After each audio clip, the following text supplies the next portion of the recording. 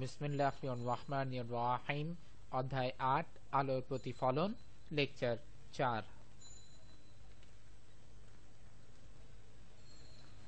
আলোচ্য বিষয়: সমতল এবং গোলীয় দর্পণে প্রতিবিম্ব সৃষ্টির কিছু সাধারণ ঘটনা, দর্পণের ব্যবহার, নিরাপদ ড্রাইভিং, পাহাড়ি রাস্তার অদৃশ্য বাঁক, বিবর্ধন।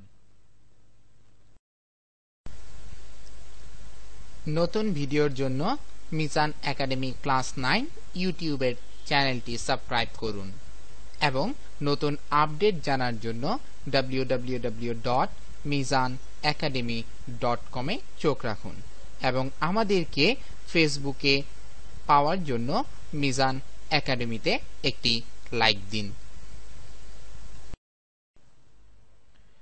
আমরা এখন সরল পেরিস্কোপ নিয়ে আলোচনা করব। সরল পেরিস্কোপের গঠন এবং কার্যাবলী। সরল পেরিস্কোপ এমন একটি যন্ত্র যে যন্ত্রের সাহায্যে দূরের বস্তুগুলোকে স্পষ্টভাবে দেখা যায়। যেমন এক্সাম্পল হিসেবে আমরা অনেকেই গ্যালারিতে বসে খেলা দেখি, অনেক সময় দেখা যায় সামনের মানুষের কারণে বা ভিড়ের কারণে খেলা স্পষ্টভাবে দেখা যায় না, তখন কিন্তু সরল পেরিস্কোপ আমাদেরকে আলহামদুলিল্লাহ খেলা দেখতে সাহায্য করে থাকে। সরল পেরিস্কোপের গঠন: সরল পেরিস্কোপ একটি ধাতব নল বা কাঠের নলের মধ্যে বসানো থাকে। নলটি এই ধরনের থাকে।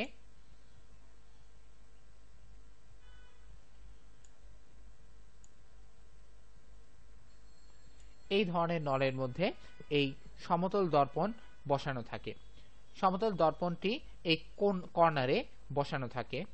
সমতল দর্পণটি যতটুকু অ্যাঙ্গেলে লাগানো হয় সেটি হচ্ছে 45 ডিগ্রি বা 45 ডিগ্রি অ্যাঙ্গেল। 45 ডিগ্রি অ্যাঙ্গেলে এখানেও একটা মিরর এবং এখানে একটি সমতল দর্পণ বসানো থাকে। দর্শকের চোখ থাকে হচ্ছে এই শেষ প্রান্তে, এখানে দর্শকের একটি চোখ থাকে এবং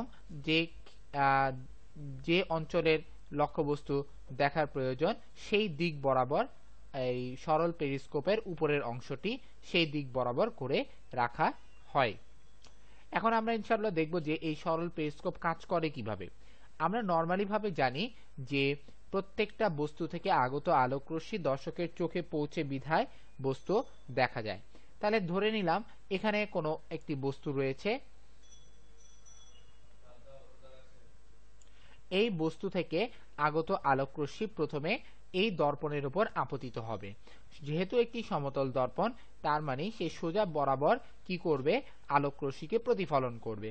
তাহলে আমি দেখতে পাচ্ছি যে এখান থেকে আপতিত আলোকরশ্মি দর্পণের এই বিন্দুতে আপতিত হওয়ার পর সে প্রতিফলিত হলো। এখন প্রতিফলিত হয়ে কোথায় চলে যাচ্ছে? নিচে চলে যাচ্ছে। ঠিক অনুরূপ ভাবে আরেকটি আলোকরশ্মি এই বরাবর আপতিত হলো এবং সে প্রতিফলনের পর সে এই নিচে চলে আসলো। এখন নিচে চলে আসার পর আমরা দেখছি এই বস্তুটি যে নিচে চলে আসছে, যে সেই রেখাটি যখন এই দর্পণের উপর এসে পড়ছে তখন কিন্তু এই রশ্মিটি আর প্রতিফলিত রশ্মি রইল না। এই মিররের জন্য এই প্রতিফলিত রশ্মিগুলো এখন আপতিত রশ্মিতে পরিণত হলো। এই মিরর বা এই সমতল দর্পণে আবারও আলোকরশ্মি প্রতিফলিত হবে, অর্থাৎ যে রশ্মিটি এই দর্পণে আপতিত হওয়ার পর প্রতিফলিত হয়েছিল সেই রশ্মিটি আবারও এই দর্পণের উপর আপতিত হয়ে এই বরাবর প্রতিফলিত হবে। ঠিক অনুরূপভাবে এই রশ্মিটাও যেটা এই দর্পণের উপর আপতিত হয়েছিল সেটা কি করবে, প্রতিফলিত হয়ে আবার পরের দর্পণটিতে আপতিত হয়ে প্রতিফলিত হওয়ার পর সেটা আবারও চোখে পৌঁছে যাবে। এর মাধ্যমে আলোকরশ্মি দর্শকের চোখে বাধাহীনভাবে পৌঁছে যায়। ফলে এই আলোকরশ্মিগুলো ছিল হচ্ছে আমার প্রাইমারি লেভেলের যে বস্তুটা ছিল তার থেকে আগত আলোকরশ্মি। সো এই সমস্ত আগত আলোকরশ্মি ক্রমান্বয়ে পর্যায়ক্রমিক প্রতিফলনের মাধ্যমে সেই দর্শকের চোখে পৌঁছে এবং দর্শকের চোখে যে আলোকরশ্মিটি পৌঁছে সেটি হচ্ছে এই বস্তুরই প্রতিবিম্ব। এভাবেই সরল পেরিস্কোপের মাধ্যমে আমরা দূর দূরান্তের বস্তুগুলোকে দেখতে পারি।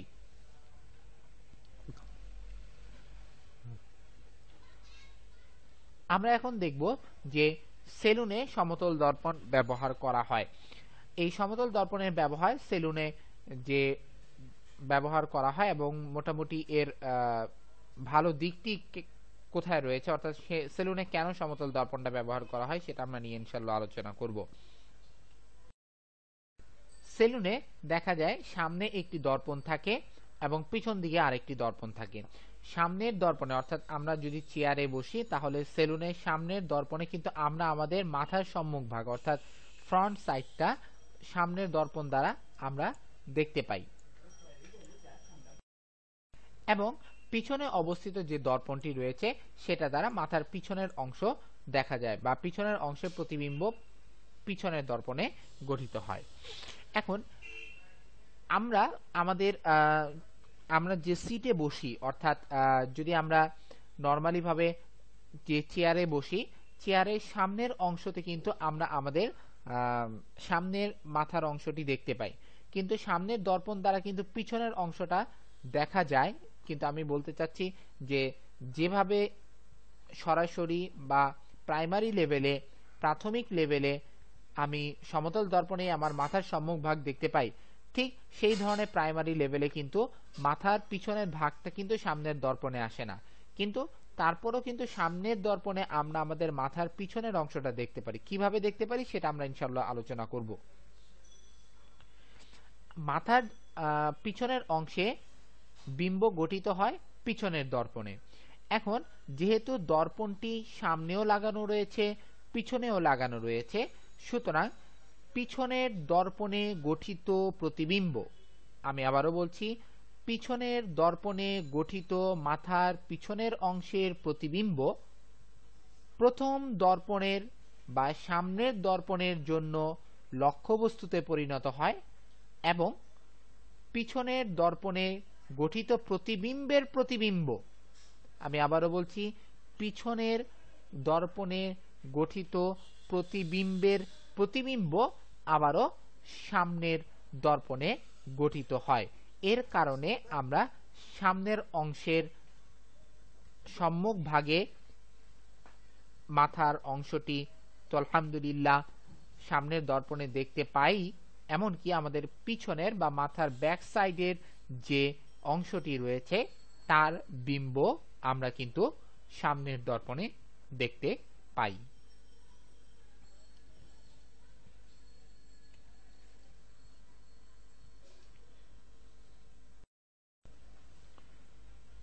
চিকিৎসা ক্ষেত্রে অবতল দর্পণের ব্যবহার আমরা মোটামুটি নাক, কান, গলা এমনকি দাঁতের চিকিৎসার ক্ষেত্রে অবতল দর্পণের ব্যবহার দেখে থাকি। অবতল দর্পণের মূল কাজটি হচ্ছে যে বিবর্ধিত অর্থাৎ বড় বিম্ব গঠন করা এবং মোটামুটি দাঁতের চিকিৎসকরা দাঁত পরীক্ষার জন্য সেই অবতল দর্পণটি ব্যবহার করে থাকেন। যেমন আমরা চিত্রে দেখতে পাচ্ছি যে দাঁতের এটা হচ্ছে অবতল দর্পণ, এই যে দর্পণটি হচ্ছে অবতল দর্পণ। এই অবতল দর্পণে এই দাঁতের বিবর্ধিত চিত্র গঠিত হয় বা দাঁতের নিচের যে অংশগুলি রয়েছে সেগুলো কিন্তু এই দর্পণে প্রতিবিম্ব গঠিত হয়, ফলে ডাক্তারের দাঁত চেক আপ করার জন্য সুবিধা হয়ে থাকে। এছাড়াও অনেক সময় নাক, কান, গলা এগুলোর খুব সরু অঞ্চল, এই অঞ্চলে দেখার জন্য আমরা দর্পণের মাধ্যমে প্রতিবিম্ব গঠনের মাধ্যমে আমরা সেগুলোকে চেক আপ বা পরীক্ষা ডাক্তাররা করে থাকেন। আমরা এখন দর্পণের কিছু ব্যবহার দেখব। সমতল দর্পণ আমরা আমাদের চেহারা দেখার জন্য দৈনন্দিন যেই দর্পণটি ব্যবহার করে থাকি সেটি সাধারণত সমতল দর্পণ। এছাড়া ডাক্তাররা রোগীর দৃষ্টিশক্তি পরীক্ষা করার জন্য সমতল দর্পণ ব্যবহার করে থাকেন। রোগীর চোখের সামনে একটি সমতল দর্পণ ধরা হয় এবং তার এমন একটি বিন্দু নির্ধারণ করা হয়, এমন একটি দূরত্ব নির্ধারণ করা হয় যে দূরত্বে রোগী স্পষ্ট কোনো বস্তুকে দেখতে পায়। এরপর ওই দর্পণের ওপর আলো ফেলা হয় এবং আলোর তীব্রতা কমিয়ে বাড়িয়ে রোগীর চোখের সাথে সামঞ্জস্যপূর্ণ করা হয়। এভাবে ডাক্তারি চিকিৎসায় সমতল দর্পণ ব্যবহার করে থাকেন।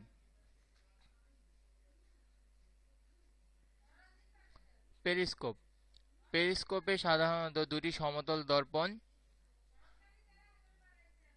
এভাবে আড়াআড়িভাবে অবস্থান করিয়ে একটি পেরিস্কোপ তৈরি করা হয়।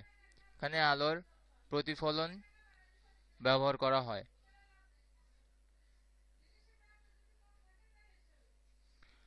সাধারণত বিভিন্ন রাস্তার বাঁকে দুর্ঘটনা এড়ানোর জন্য সমতল দর্পণ ব্যবহার করা হয়। এখানে চিত্রে দেখা যাচ্ছে এই রাস্তার বাঁকে যেন যে কোনো দুর্ঘটনা না ঘটে তার জন্য একটি সমতল দর্পণ ব্যবহার করা হয়েছে। এছাড়া বিভিন্ন আলোকীয় যন্ত্রপাতি যেমন লেজার বা ওভারহেড প্রজেক্টর বা টেলিস্কোপের ক্ষেত্রে সমতল দর্পণ ব্যবহার করা হয়। এখানে আমরা একটি টেলিস্কোপ দেখতে পাচ্ছি। টেলিস্কোপের এই নিচে এই দর্পণটি বা মিররটি একটি সমতল দর্পণ।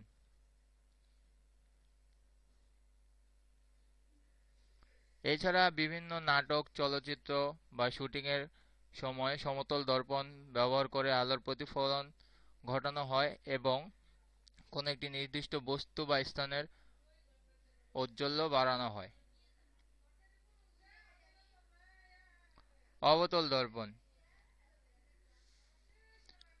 অবতল দর্পণ ব্যবহার করে বস্তুর সমান আকৃতির চাইতে বিবর্ধিত আকৃতির এবং সোজা প্রতিবিম্ব তৈরি করা হয়। এতে রূপচর্চা বা দাড়ি কাটার সুবিধা হয়। অর্থাৎ কোনো বস্তুর বিবর্ধিত বিম্ব সেই বস্তুটিকে আরো স্পষ্ট করে দেখতে সহায়তা করে, আরো কাছ থেকে দেখতে সহায়তা করে, যার মাধ্যমে আমরা যে কোনো কাজ খুব সহজে করতে পারি।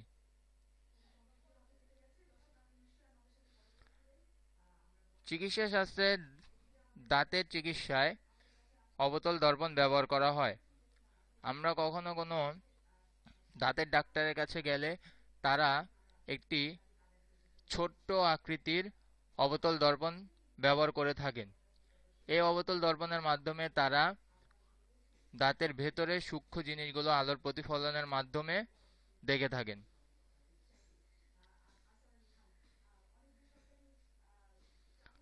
প্রতিফলক হিসেবে অবতল দর্পণ ব্যবহারের একটি উৎকৃষ্ট উদাহরণ হলো টর্চ লাইট, স্টিমার বা লঞ্চের সার্চ লাইট।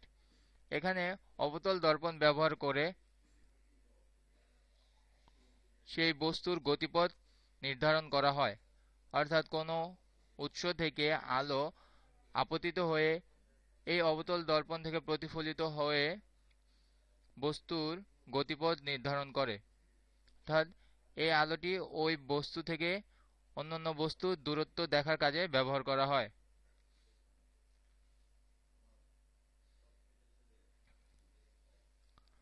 অবতল দর্পণের সাহায্যে আলোক শক্তি, তাপ শক্তি ইত্যাদিকে আমরা একটি বিন্দুতে কেন্দ্রীভূত করে কোনো বস্তুকে উত্তপ্ত করতে পারি। এছাড়াও বিভিন্ন টিভি সংকেত সংগ্রহে এবং রাডারে এটি ব্যবহার করা হয়, যেমন ডিশ অ্যান্টেনা, সৌর চুল্লি, টেলিস্কোপ এবং রাডার সংগ্রাহক। এখানে একটি চিত্র দেখা যাচ্ছে। চিত্রে এই ভূমির সমান্তরালে যেই তলটি আমরা দেখতে পাচ্ছি এটি একটি গ্লাস অথবা প্লাস্টিকের কভার হতে পারে এবং এই যে চতুর্ভুজ আকৃতির আমরা আরেকটি তল দেখতে পাচ্ছি সেটি একটি রিফ্লেক্টর। এই বস্তুটি হলো যে বস্তুটিকে আমরা উত্তপ্ত করব।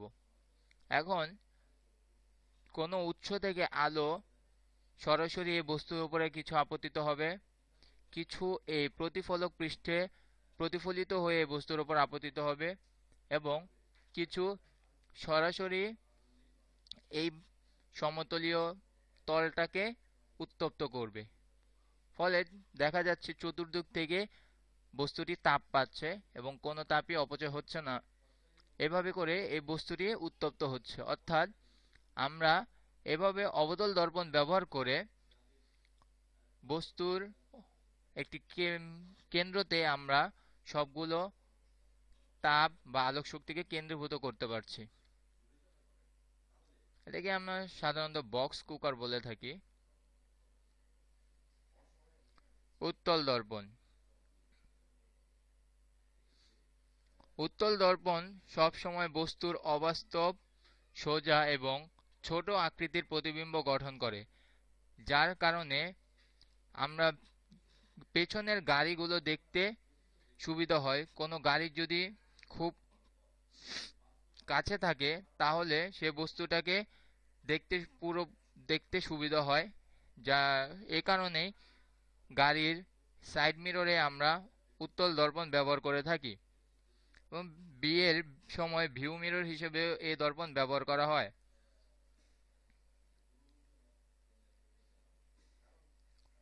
উত্তল দর্পণের সাহায্যে অনেক বিশাল এলাকা বা বিশাল একটা জায়গাকেও আমরা দেখতে পাই খুব একটা ছোট উত্তল দর্পণে, যার কারণে দোকান বা শপিং মলে নিরাপত্তার কাজে উত্তল দর্পণ ব্যবহার করা হয়।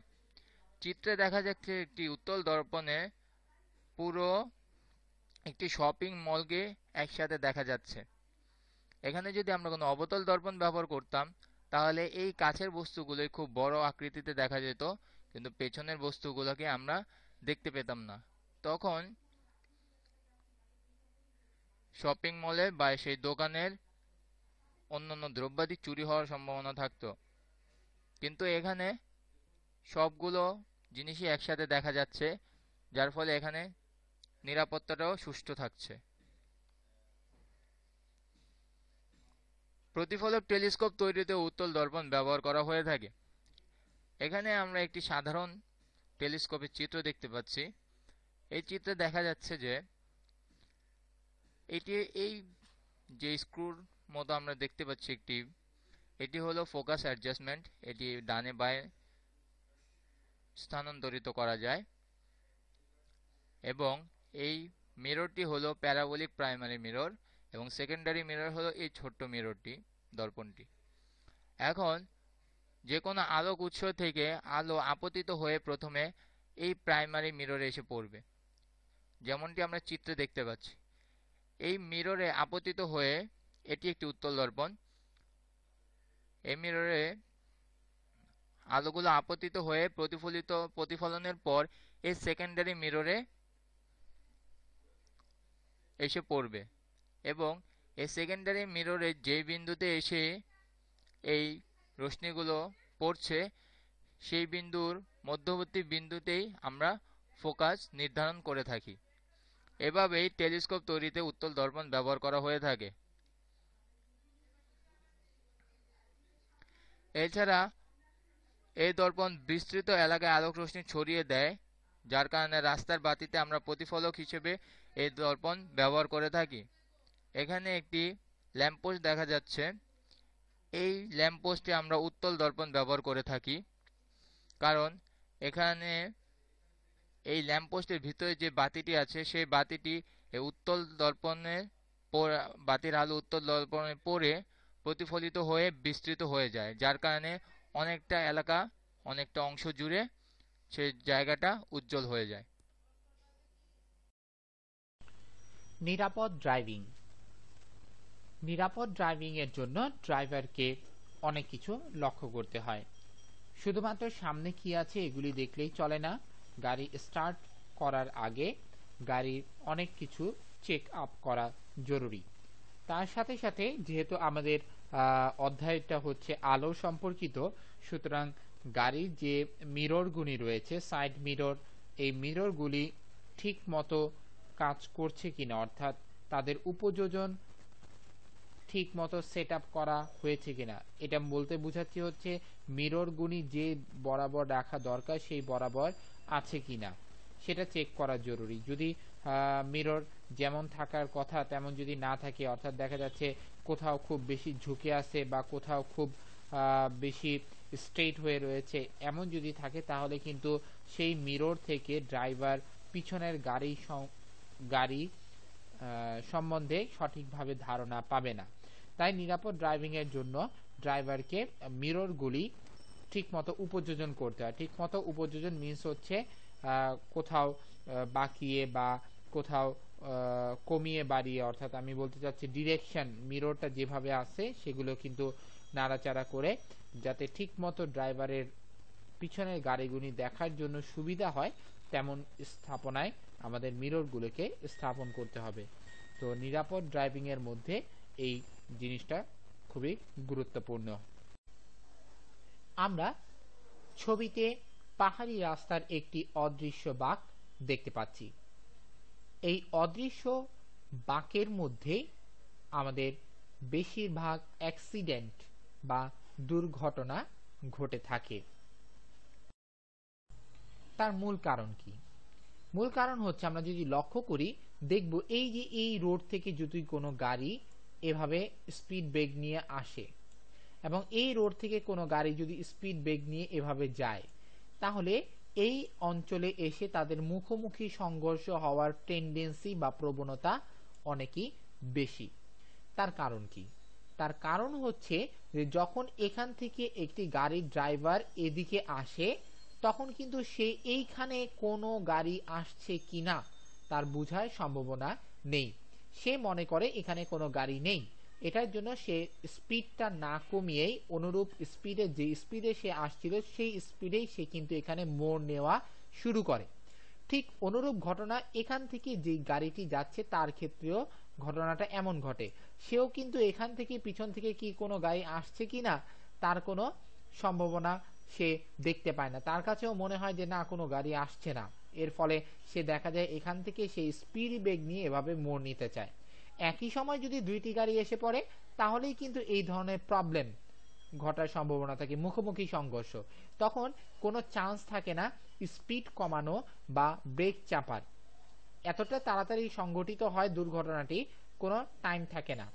কারণ কি? তারা এই মোড়ে এসে কিন্তু আরেকটা গাড়ির অবস্থান লক্ষ্য করে। ঠিক সেম ভাবে এইখান থেকেও গাড়িটা এই মোড়ে এসে সে কিন্তু লক্ষ্য করছে যে এখানে আরেকটা গাড়ি রয়েছে।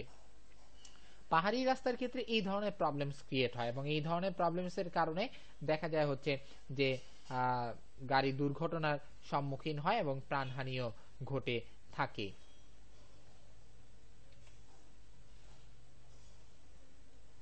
আমরা এখন ইনশাআল্লাহ দেখব যে কিভাবে এই ধরনের প্রবলেমসগুলি ওভারকাম করা যায়, তার জন্য কি করণীয় পদক্ষেপ রয়েছে সেগুলি নিয়ে ইনশাআল্লাহ আমরা আলোচনা করব।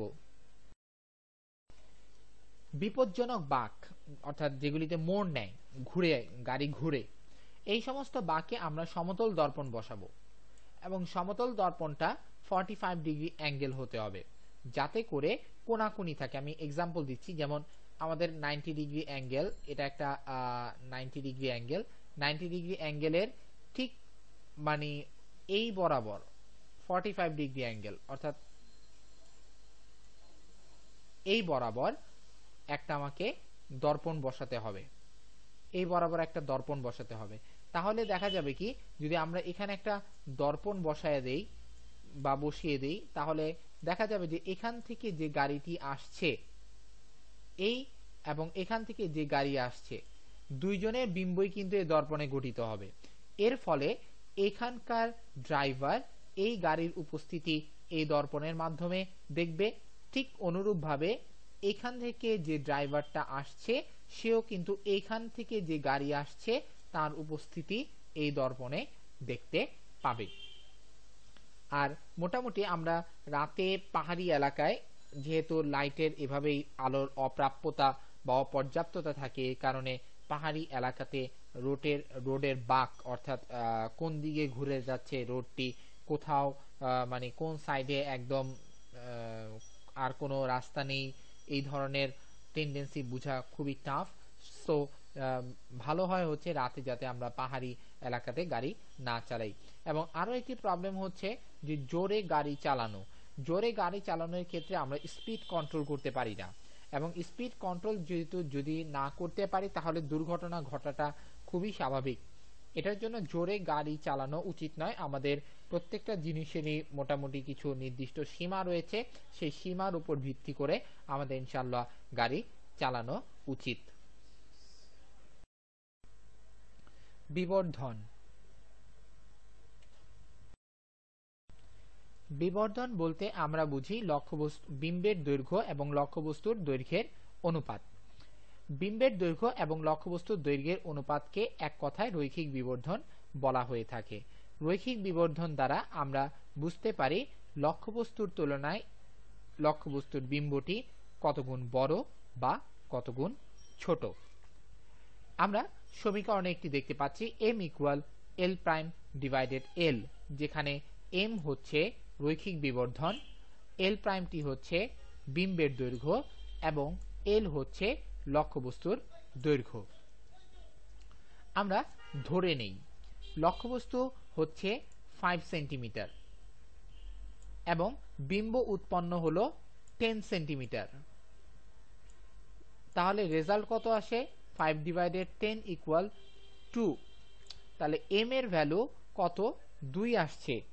m এর ভ্যালু 2, তার মানে এই শর্তটি ফুলফিল করে, m ইজ গ্রেটার দেন 1। এক্ষেত্রে আমরা লক্ষ্য করতে পারছি যখন লক্ষ্যবস্তু 5 সেন্টিমিটার তখন বিম্ব হয়ে গেল 10, তার মানে হচ্ছে লক্ষ্যবস্তুর তুলনায় বিম্বটা বড়। এক্ষেত্রে m এর ভ্যালু আসতেছে 2, যা 1 থেকে বেশি। তাহলে আমরা বলতে পারি m এর ভ্যালু যদি 1 থেকে বেশি হয় তাহলে লক্ষ্যবস্তুর তুলনায় বিম্ব বর্ধিত বা বড় হবে। আবার এরপরে আমরা আসি, ধরে নেই লক্ষ্যবস্তু হচ্ছে 15 এবং বিম্ব হচ্ছে 15।